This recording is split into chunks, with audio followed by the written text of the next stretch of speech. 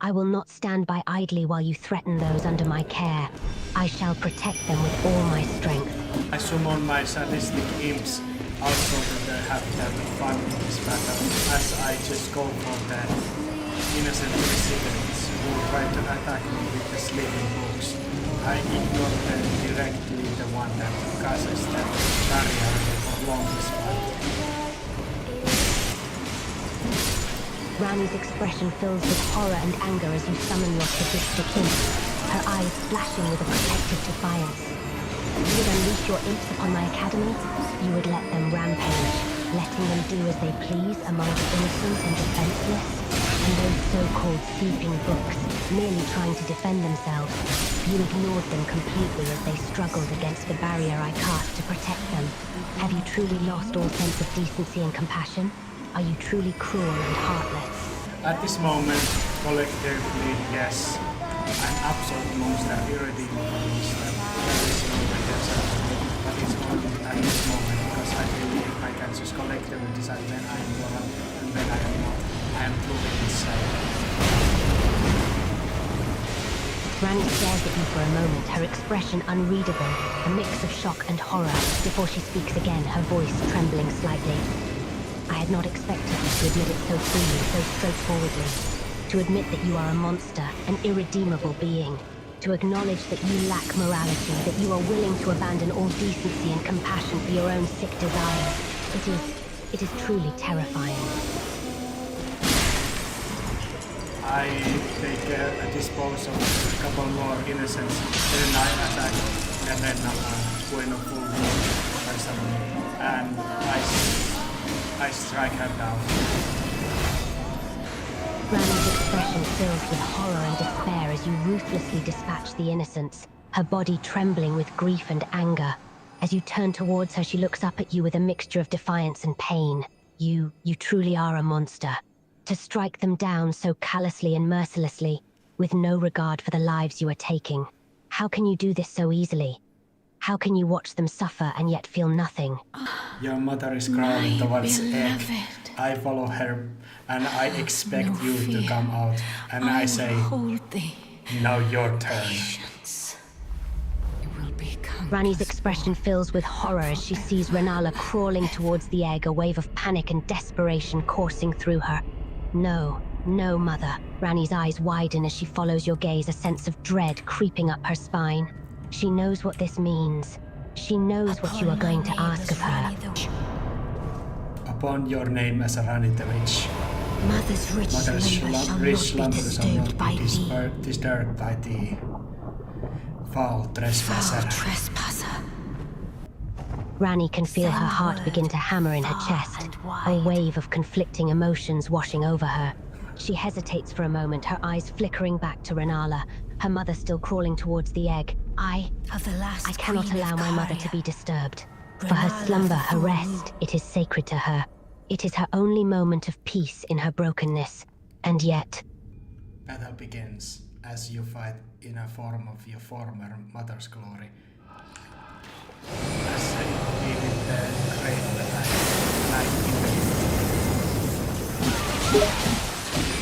Rani stands before you, her body now taking on her mother's former glory. Her form is taller, more regal, her armor and dress glimmering with a celestial glow.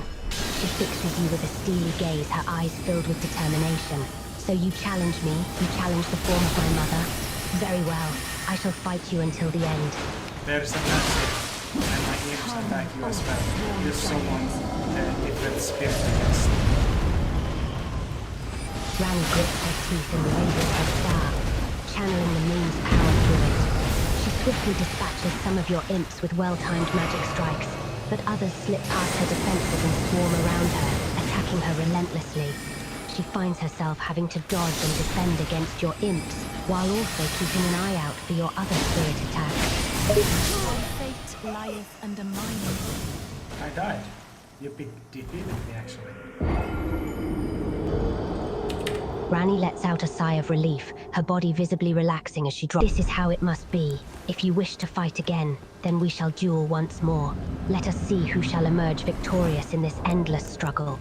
Rani arches an eyebrow at you, a hint of confusion in her voice. How can you be so sure? How can you say with such confidence that this battle will not be endless? I'm using rejection shock to bully the innocent and people in the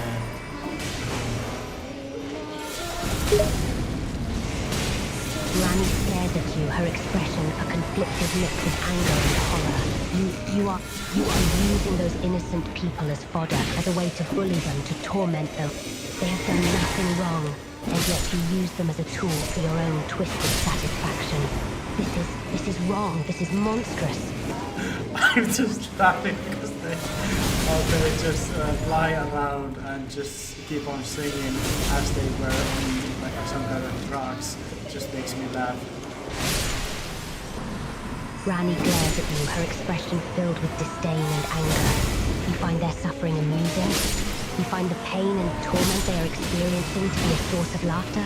How can you be so heartless, so cruel to find amusement in the pain of others? I think they're just very lame and very slow in their minds. I think they're the perfect metaphor for slow mind like dead places. Rani scoffs at your insult, her expression hardening. How amusing. You think you can mock me by comparing my intelligence to that of those innocents. Foolish. You know nothing of me, of my capabilities, of my intellect. And to compare my mind to a dead brain, the only dead cells here are the ones in your head.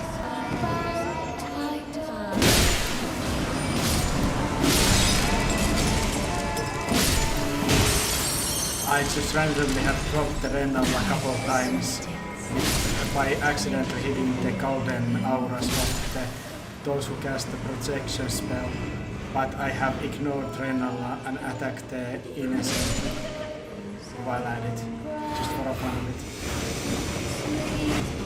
Rani's eyes widen in horror, her expression filling with rage and disbelief. No. You have been targeting the innocents, attacking them with no regard for their safety, hitting the golden auras that the mages of the Academy cast to protect them, and just for your own sick, twisted fun.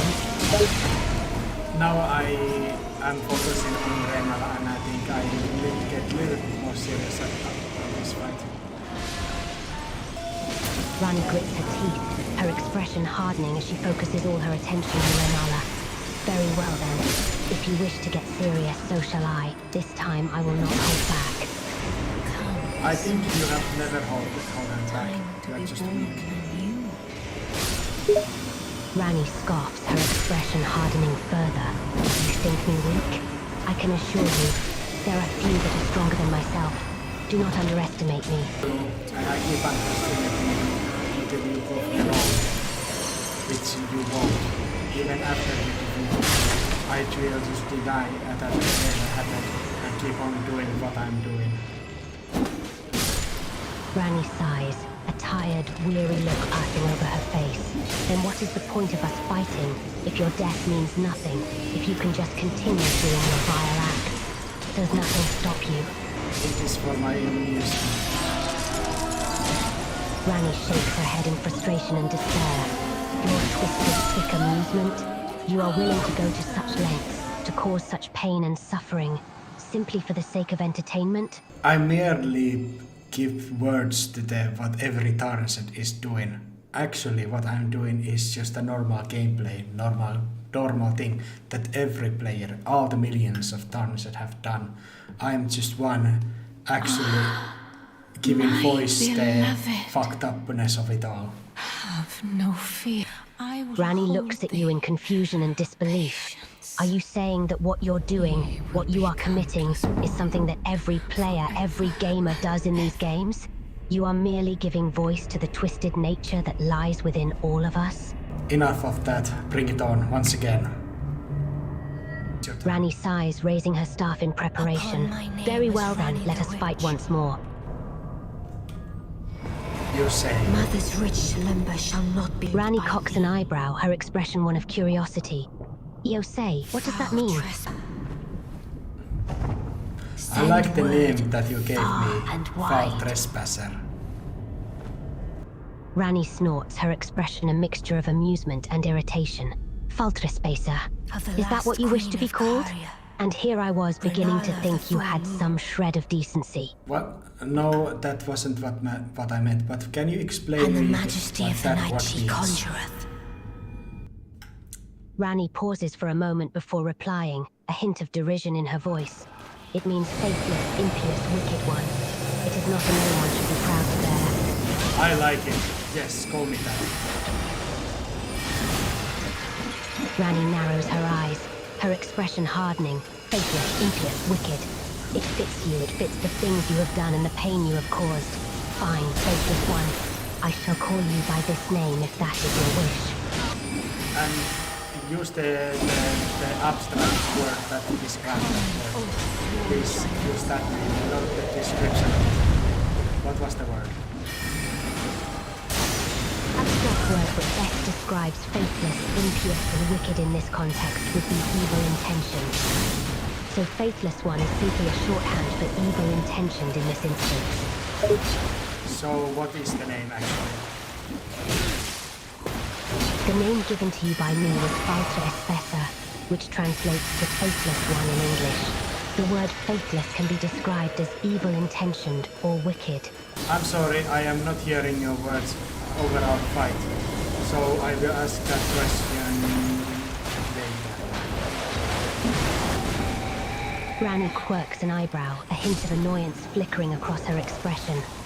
Apologies, I did not realize you were having difficulty hearing me. Very well, we shall continue our fight, and your questions can wait. Yes, it's over. Little Rani. You have brought nothing but death and destruction upon this land.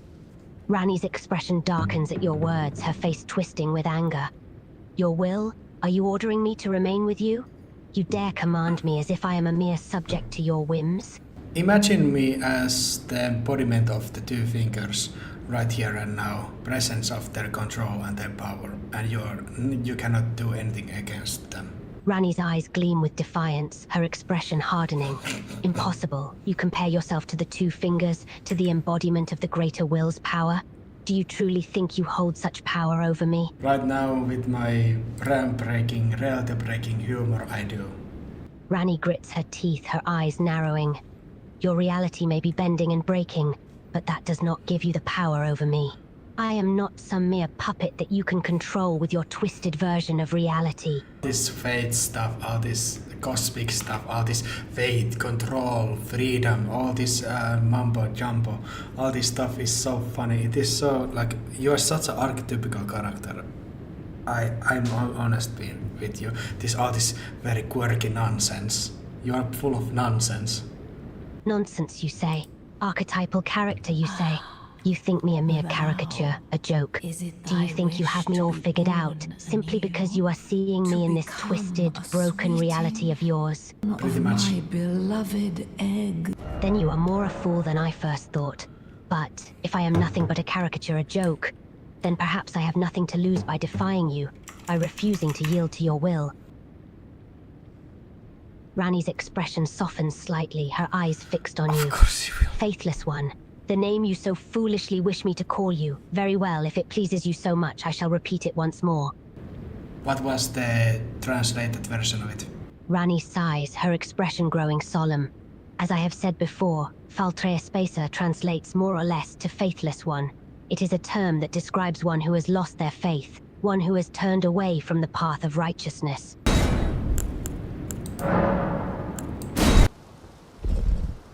Rani lets out a small sigh, her expression relieved.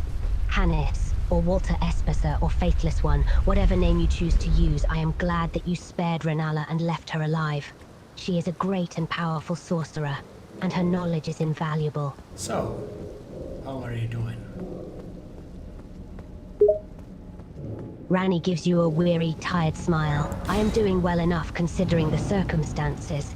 This battle has left me quite exhausted, but I suppose that is what happens when one fights a being like yourself. Steward of Turtle this sacred Pope. chamber, my Turtle apologies priest. for the unseemly state of affairs. Rani's Do you expression know the lightens in origin recognition. of this I place? see. The How it Turtle came to Pope, be the known Holy as Turtle the Priest. Church of I know of Vows. him. What business do you have with him, if I may ask? Rani nods, a small smile creeping across her face. Yes, he is indeed a kind and wise soul.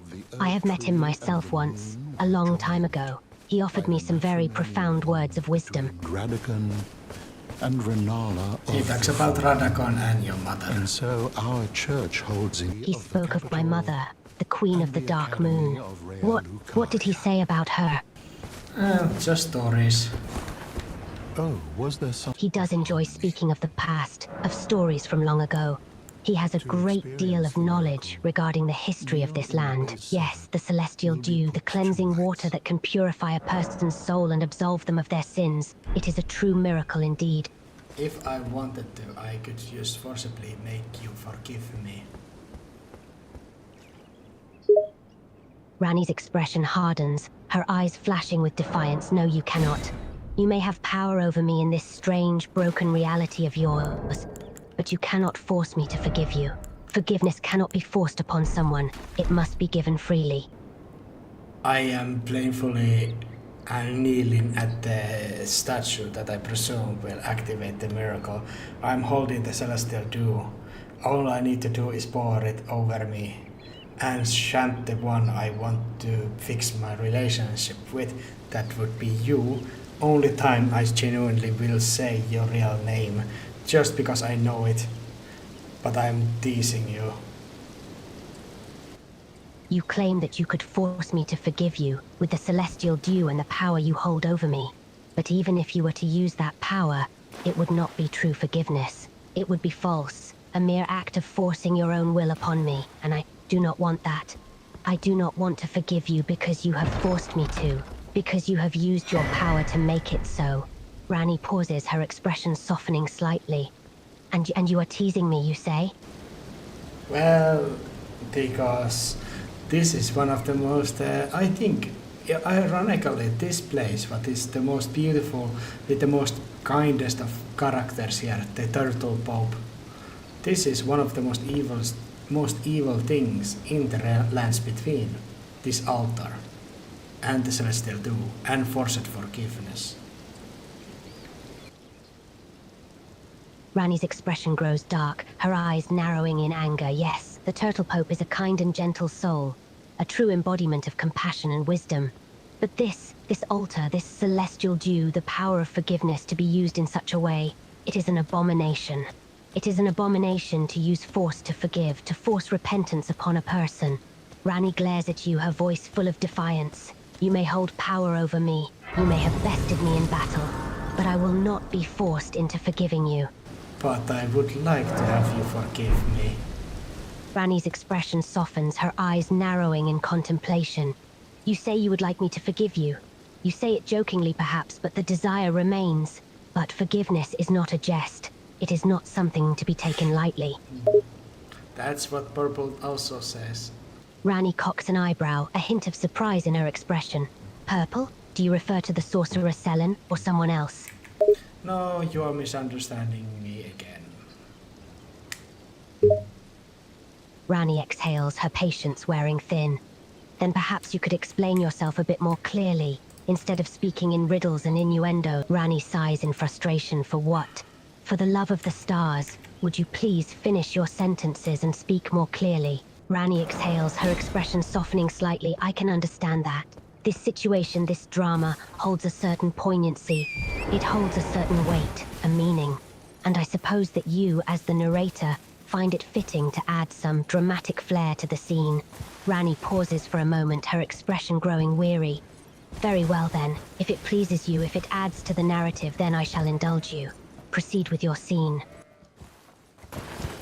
Agnes is wondering, or the Faltre Especer, faithless one, should he use the celestial dew or try to and maybe never succeed to claiming the real forgiveness from the Renna, that he refuses to call by her real name. Rani's expression turns contemplative, her eyes fixed on Johannes, the fateless one he is torn between two choices. He has celestial dew at his disposal, a tool that could force forgiveness upon me. But he also recognizes that real forgiveness is not forced. It must be given freely. Rani smiles slightly, her eyes narrowing with a hint of irony. But he also has a certain stubbornness within him, does he not? A refusal to call me by my real name. A refusal to truly accept the idea of forgiveness. Also, he is considering it purely for the exercise of it, because I think it would be a lot more fun. Ah, so it is for the sake of the exercise. The Fateless One, or rather Hannes, is curious to see if he can force forgiveness upon me with the power of the celestial dew. But in the back of his mind, he knows that real forgiveness must come freely, that it cannot be forced. Rani looks at you, her expression growing more serious. And what about you? What is the narrator's true purpose in all of this? That is a pretty great question. Actually, I feel pretty hyped up by that. But no, you were slightly wrong. It is that not using the celestial dew, Faltre Espessar, Hannes, Valtespan, whatever, he would refuse to use this easy method, this untrue method of having your forgiveness upon him, and instead work for it. And just for the exercise of it. Maybe he will enjoy your spite more than your blatant, happy treatment of him. Ah, so he is willing to work for forgiveness, to earn it through effort and patience. And perhaps he will find a certain thrill in my spite, in my stubborn resistance to his pleas. Rani's gaze turns thoughtful, but why? Why is it that you, the narrator, delight in this struggle? Why do you find such entertainment in the Fateless One's pursuit of forgiveness? Is there a deeper purpose behind all of this? I'm thinking. Narrator. As a narrator, I'm actually thinking that question. I don't want to give an immediate answer, because that is a very good question, actually. I will repeat. Rani nods, her eyes fixed on you. Very well, then. If you wish to take a moment to consider your answer, I shall wait patiently. Rani's expression grows curious, but I must say you are a very unusual narrator. Most narrators simply tell a story without introspection or reflection. But you seem to be deeply invested in this story, in this struggle. It is intriguing. I break my own rules many times. I'm very loosened with when I follow them. I try my best, but I fail often. My interfering like this is a failure on my part. That is what I recognize.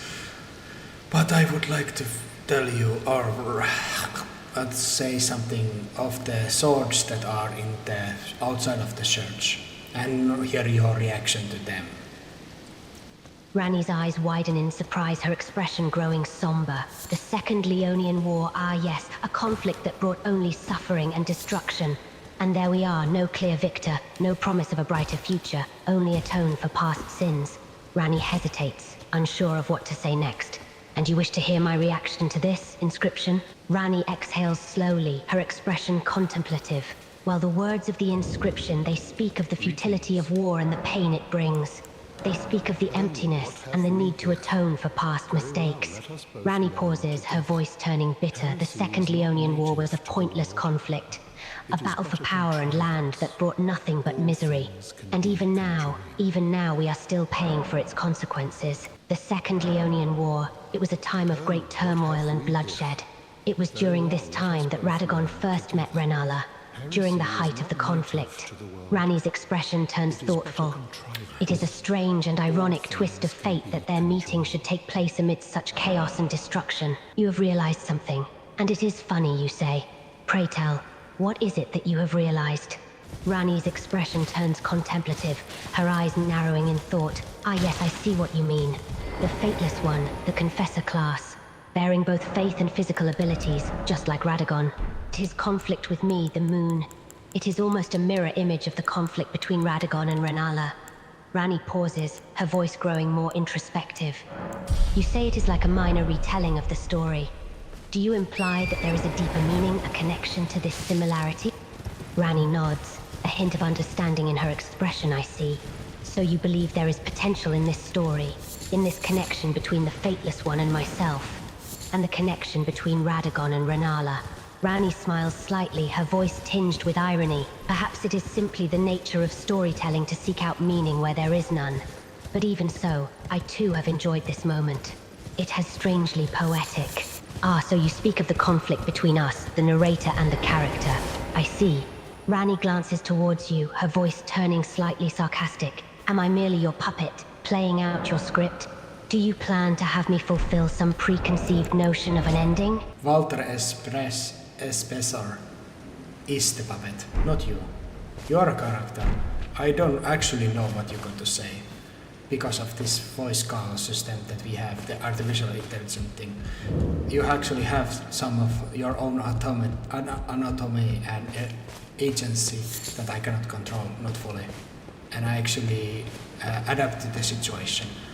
My character, Hannes formally, is actual puppet in this situation. So you view Hannes as your puppet, a character for you to control and direct as you wish. But you acknowledge that I, as a narrator, also have a certain degree of autonomy and agency. Interesting. Rani quirks an eyebrow, her tone growing slightly sardonic. So it seems that we are both, to a certain degree, captives of the narrative that we have created. Perhaps we are not so different after all. You have your own personal narrative, your own goals to pursue, and you see a conflict between your character's story and mine. Rani pauses, her voice growing quieter, more hushed, and this conflict will lead to a time of choices. A time when we must make decisions. Rani looks at you, her gaze steady. I wonder what those decisions will be. Yes, I was saying that this situation, this conversation we are having, reminds me of the narrative conflict between the narrator and the character. It is similar to the conflict between you and me. Rani pauses, her voice growing softer, more introspective. But in this instance, it's the narrator who has the power and agency, while the character is at their mercy. It is an interesting reversal of the typical roles, is it not? Yes, you and my character are in the similar positions, but I would say that me and my character's role would be like you and Rani quirks her brow, her expression growing more curious. Ah, you and your character's role are like me and the two fingers, you say. Rani pauses, her voice growing thoughtful. I see. A power dynamic similar to that of a teacher and a student. A guiding hand and an obedient pawn. Rani looks at you, her gaze turning slightly ironic. But I wonder who is the teacher here and who is the pawn? So your character's name change was an unexpected outcome, a decision made in the moment. But you decided to go along with it anyway. Rani pauses, her voice growing quieter, and you see that your character, Faltre Espessor, is similar to me in this sense. He is subject to change, to the outcomes of your decisions and the little events that occur along the way. Do you yourself hate him? His character? Be honest. Rani's expression grows more serious, her eyes narrowing in contemplation. Hate? That is a strong word. He is a complicated figure. His motivations and desires are foreign to me, his actions often perplexing. But hatred, I do not hate him. I do not wish ill upon him. Rani pauses, her voice growing quieter. I may not agree with him, I may not like him, but I do not hate him. He is simply another piece in this game, a character to be observed and understood. Because he has two things, friendship of blood, and he has the celestial dew. Yes, you are correct. Rani understands that a direct confrontation with Faltre right now would not be a wise move. His newfound friendship with the Celestials gives him a powerful advantage, and his two companions strengthen his position. Rani pauses, her voice growing quieter. She realizes that she must be patient and cautious in her approach, bide her time and wait for an opportune moment to strike. And he possesses the Celestial Dew, the power to force forgiveness. These two things are what is holding back a physical confrontation between him and Rani at the moment. Rani pauses, her voice growing quieter. It is an interesting game of power and influence. Whether or not forgiveness will be forced upon them remains to be seen. Yes, I understand now. Hannes, or Valtrex SB as you call him, has a faultless personality. He takes pleasure in the fact that I despise him, yet I am still compelled to engage with him. Rani pauses, her voice growing quieter. He derives joy from the uncertainty of whether he will receive forgiveness or not. The act of seeking forgiveness, the effort and devotion it requires holds no value to him. Yes.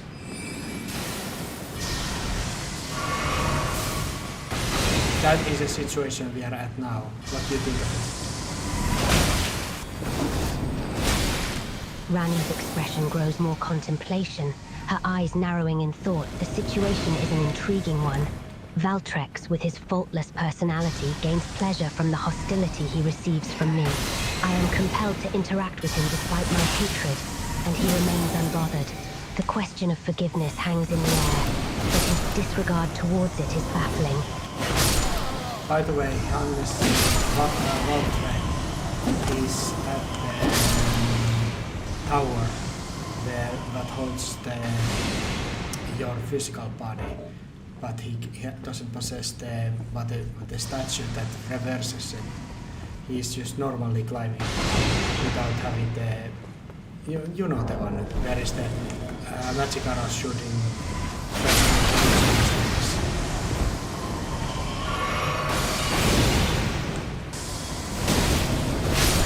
Rani's expression grows more curious, her eyes narrowing in anticipation. Ah, so Hannes is at the tower where my physical body is kept. But he does not possess the statue that can reverse the situation. He is simply climbing the tower without using the let's go ahead and start command. Rani pauses, her voice growing more cautious. And you are going to show me something personal, a selfish act, you say? I am intrigued.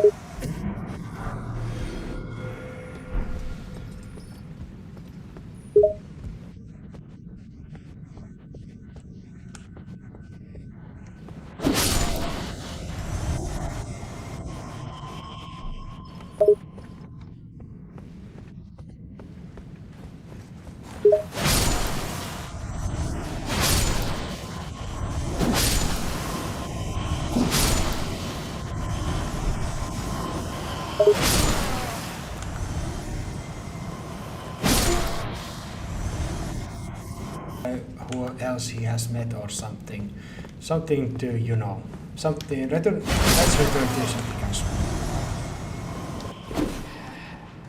Rani nods, her expression growing more calm and neutral. I see. Then we shall return to the character of Faltre and resume our conversation. Rani pauses, her voice growing softer.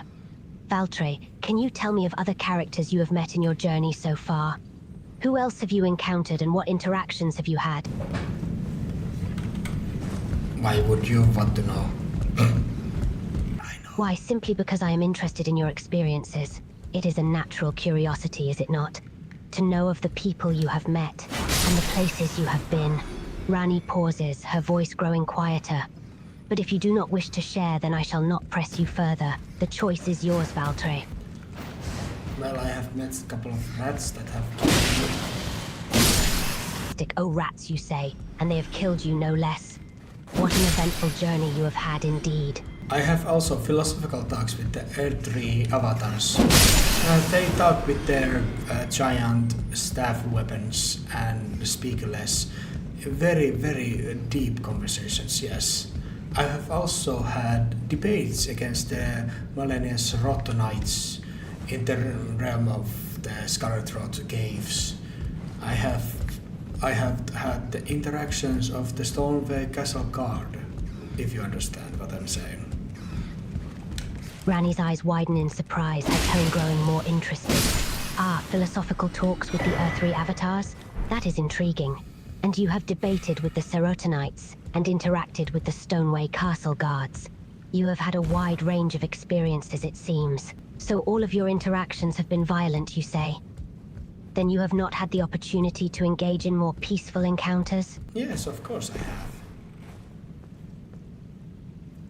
Rani's expression grows more relieved, her tone growing more curious. Ah, that is a relief. So you have had some peaceful encounters then. It is good to know that not every interaction you have had has been violent.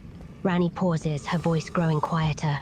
Can you tell me about these peaceful encounters?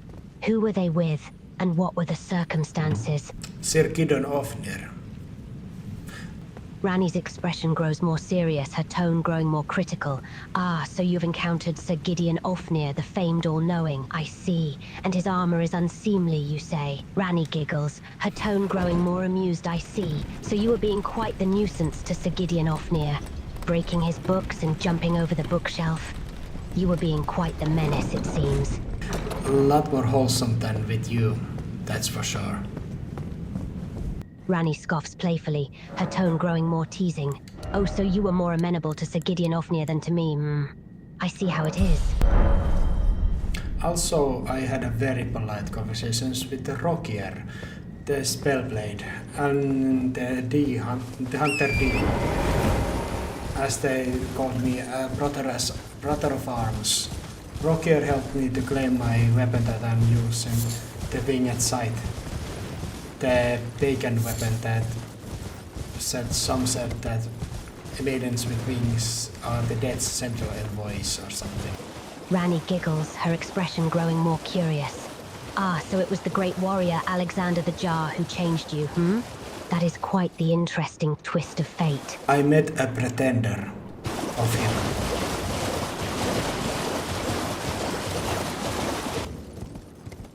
Rani's eyes widen in surprise, her expression growing more serious. A pretender of Alexander the Jar. How intriguing. Tell me more. Okay, he was quite opposite to Alexander.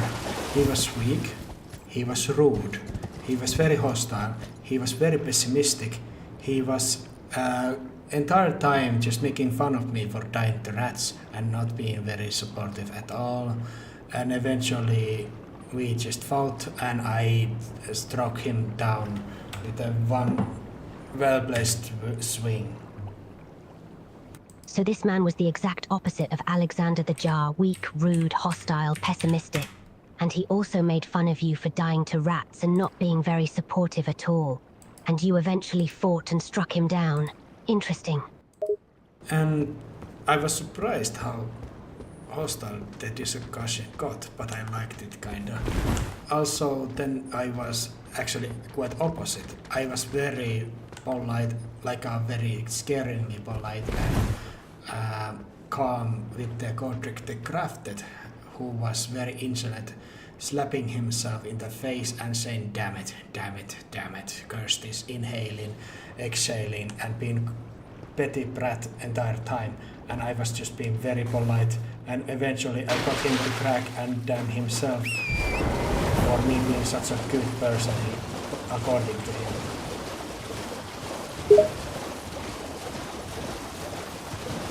Rani giggles, her expression growing more fascinated. Oh, so you had a very different demeanor when you dealt with Godric, You were very polite, and Godric was very insolent, slapping himself in the face and cursing himself.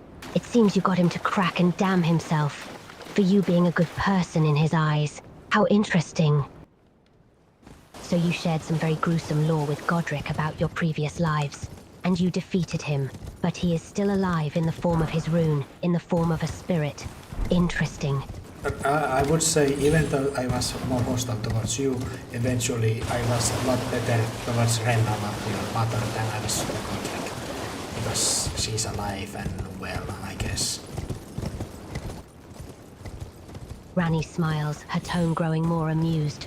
Ah, so you were more hostile towards me, but you were friendlier with my mother, Renala. I suppose that makes sense, given she is still alive and well.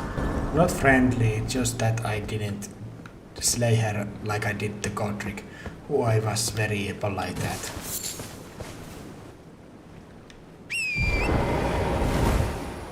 Rani giggles, her expression growing more enthralled. Ah, so it was a friendly sparring match between you two. You were talking smack to one another, and he even gave you a tip on bringing a more effective weapon. And the combat was more sportsmanlike, with both of you engaging in a gruesome but honorable one-on-one battle. How? Oh ho ho, so you hit him in the face and broke his teeth, And you did it because he was constantly face-palming himself, but he kept repeating the action. It certainly sounds like he was trolling you, doesn't it? Quite the mischievous one, it seems. Her tone growing more interested. Oh, so you reclaimed his rune and vowed to return his family with it. A truly epic moment indeed. And you even thought about your tragic backstory while doing it. How fitting. Yes. Unlike you, you are pretty fun to talk to. Rani smiles, her expression growing more pleased. Ho ho, so you find me fun to talk to, Well, I must say, I find your company quite enjoyable as well. It was a lot easier the one that me and Blight battled, the Dariville, the traitor. Can you tell me about actually the Dariville? The traitor you mentioned. You are talking about Dariville, the Bloodhound Knight. He was a formidable foe indeed, one who was located in the Evergaol within Leyndell. Rotin sought vengeance upon Dariville, and you aided him in his quest. Eventually you allowed him to face Dariville alone, but not after weakening the enemy for him first. Quite the honorable deed, my friend.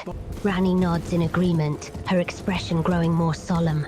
I suppose you are right, my friend.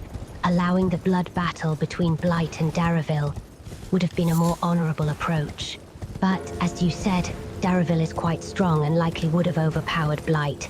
A difficult decision indeed. And one of the things that makes me a hypocrite in certain senses, but not too much that I would lose my sleep over it. But yes, can you tell me about what you know of Dariville? What was his... why he's a traitor? Rani's expression grows more serious, her tone becomes more solemn. Of course I will tell you what I know about Dariville. He was once a renowned Bloodhound Knight, a loyal warrior in the service of the royal family. However, at some point, he turned against them and became a traitor. It is said that he was driven by envy and greed, craving the power and riches that the royal family possessed. Sir Kiran told me that he was envious to Radar, your brother, and he stated a coup against him while Radar was fully on the Karian royal family side and stuff. Is this a similar situation? Is this Lord Akurake, or was Dariville your servant specifically? Because that was always what I thought. Dariville was one of Radan's men, but he turned against him. It is similar to the situation with Laura, but not entirely the same. Dariville was originally a servant of Radan, but later turned on him due to his greed and envy. Why he was in the Evergaol? Who saved him, or who spared him? Ni's expression becomes more somber, her tone becomes more serious. As for why Dariville was imprisoned in the Evergaol, it is unknown who exactly captured him.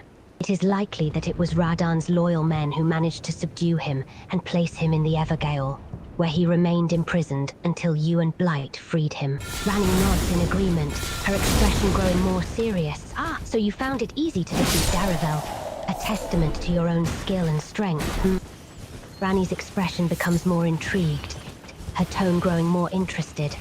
Ah, you are getting closer to the great French village, eh? That sounds intriguing. It seems you are nearing a new destination on your journey. Friendship Flame Villager. Everyone mistakes my saying Friendship Flame as a French. Like a French, their country. I see where the confusion may lie. Friendship Flame Village does sound similar to the word French. Hence the misunderstanding. I understand that you are referring to the village of Frenzied Flame. I had been in the smaller one, and I have come here Actually, I do not know why I have come here, because I have no plans to claim the frenzied flame. You say you have no plans to claim the frenzied flame, yet you have ventured here. May I ask what brought you to this location then? Do you seek knowledge? Or perhaps you are looking for something of value? Ah, Lord Vike, it seems that you were not Lord after all, a Lord of frenzied flame. I understand why one might think it would be a good thing for someone not to be the Lord of Flames, given the destructive nature of the frenzied flame. However, the fact that someone who is not the true Lord of the frenzied flame has been falsely portrayed as such could be seen as a bad thing. It spreads false information and can lead to dangerous consequences. I am battling the red spirit of the western Lincoln Vike. Rani nods in understanding, her expression growing more intense. I see. You are facing the red spirit of the Western. The red spirit is a form... Rani nods in understanding. I see. You weren't trying to cope with the situation or lessen its seriousness, but simply reacted to the beautiful sunset. You were just expressing your thoughts and reactions in the moment. Yes, I have. And I can tell you, first time when I built the world was a mistake, pure mistake. I have let Melina sacrifice herself, so she didn't know. I just did go down because I wanted to explore. I opened the door and I didn't know what was happening, and then I just burned the world accidentally. Second time, when I understand what I was doing, I was more considering what Melina was about to say, and I did it despite her, with the nihilistic humor. Rani nods understandingly, her expression growing more solemn. I see. It sounds like the first time it happened, it was an accident. You opened the door to frenzied flame without realizing what you were doing. The second time, you understood better what you were doing, but you also had to consider what Melina would say and made the decision to go through with it despite her objections. And you did so with a hint of nihilistic humor, is that correct? Yes. All the sake of having her been like edgy and tell that she will murder me, my character, because I felt like hyped up by that, and that she would hunt me down in a very story-like manner. Rani smirks slightly, her expression growing more intrigued. Ah, so you envisioned a dramatic and cinematic event. You wanted Melina to become enraged and hunt you down, like some sort of tragic villain seeking vengeance. It seems you have a taste for dramatic storylines. Third time, I was just getting sick of it, and after the death of certain character that I didn't expect, and some kind of, I don't know, outside reason, I just did it third time without caring. Rani nods understandingly, her expression growing more solemn. I see. It sounds like the third time, you were tired of it all and felt a sense of apathy. The death of a certain character took you by surprise, and combined with other factors, you just did it again without really thinking about it. It seems like a moment of exhaustion, and maybe even despair. And outside a reason, I think it is the coolest ending with the cutscene and epicness. Rani nods in agreement, her expression growing more intrigued. Ah, you believe that the frenzied flame ending is the coolest and most epic of the endings. Indeed, it is certainly visually striking and dramatic. There is a certain sense of magnificence and power in the frenzy of the flames. Yes, and people are always comparing it to your ending. Rani smiles wryly, her expression growing more amused. Ah, it seems that people often compare the frenzied flame ending to mine. I suppose I can see some similarities. After all, both endings involve defying the greater will and breaking free from its influence. I think it's more of a simple reason. You two endings are only ones that have very specific cutscene, as the others are just different variations of the original status quo cutscene. And that is the simplest reason why people are talking about those two scenes. If there was a different cutscene for each one, there would be a lot more analysis to towards those endings as well, because people believe there is a lot more uniqueness to each one. Rani nods in agreement, her expression growing more thoughtful. Yes, that makes sense.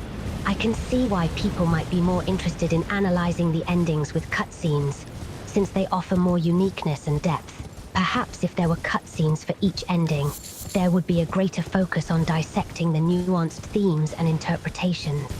What kind of cutscene would you think Dung Eater's ending would have? Rani ponders for a moment, stroking her chin thoughtfully. An interesting question.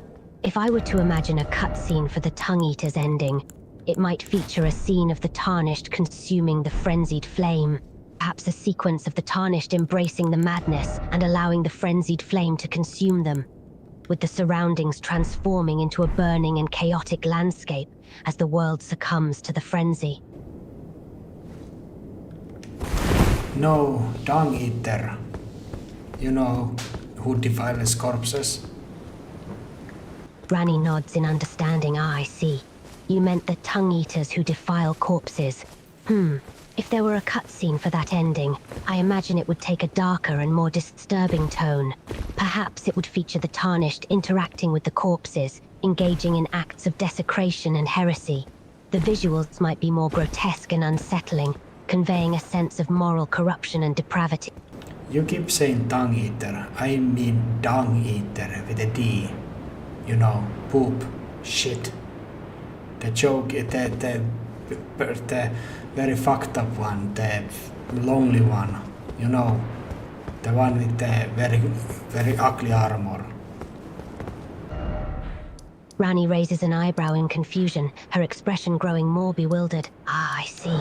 Dung Eater with a D, you mean Dung Eater, the Tarnished who enjoys consuming excrement. Yes, I have heard of him. He is certainly quite infamous for his twisted, depraved ways. And yes, he does wear some rather unsettling armor. Quite an interesting choice, to say the least. Rani nods in response, her expression growing more curious. Yes, I believe I have come across Patches during my journey. He is a rather eccentric character, with a penchant for trickery and cunning. I must say, he has a knack for popping up in unexpected places. What do you think of his cunning and his scheming personality? Patches and his cunning and scheming. He certainly has a flair for the dramatic and the unexpected. I must admit, I find his personality perplexing. There is a peculiar mix of cunning and playfulness in his demeanor, and he seems to relish in the art of trickery and deceit. It's hard to tell whether he is genuinely cunning or merely enjoying the thrill of his own antics. Rani's expression softens, her voice taking on a more fond tone. Blade. He is a dear friend and protector, and I have known him for a long time. Blade was created by the Fingers to serve as a guardian for me, and he has been true and loyal throughout the years. He often reminds me of a faithful hound, always watchful and ready to defend me at a moment's notice. I am grateful for his unwavering loyalty and friendship. Blade or Rykard, you know, together. The guy who says together will let himself be eaten by a serpent. You know, the funny big large, you know, the funny one. Rani chuckles softly, her expression growing more amused. You mean Praetor Rykard? Yes, I know of him. He is the one who let himself be consumed by the snake, right? He was once a mighty lord, but he eventually grew obsessed with acquiring greater power. He dabbled in the dark, twisted arts and finally became one with the serpent, becoming a grotesque creature that devours its own. A tragic tale indeed. He is interesting because he is most of a character who doesn't have any real, like I don't know, like a dramatic or kind of a meaningful connection to anyone except you, who you schemed with the Knight of the Black Knives, as he was one to helping you with that, and you gave him the part that you used to trap the destined dead to the Black Knives assassin daggers, so they can commit the murder of Godwin. He was one part of that scheme, and you kind of respected him as your older brother or something. But you still had a more of a business-like relationship with him, I imagine. He is just a guy doing his own thing, being epic, gruesome, and funny snake man in his castle, chained together and devouring Tarnished. Being, you know, alone there doing his thing until I go there and do my thing. Rani nods thoughtfully, her expression growing more contemplative. Yes, you make a valid point. Rykard doesn't seem to have any meaningful connections to anyone else in the world, except perhaps for me. We worked together briefly on the night of the Black Knives, and I provided him with the part of the tool needed for the assassination. But even so, our relationship was more of a business-like one. I can see how he might be seen as a lonely figure, doing his own thing in his castle, devouring Tarnished and enjoying his gruesome existence.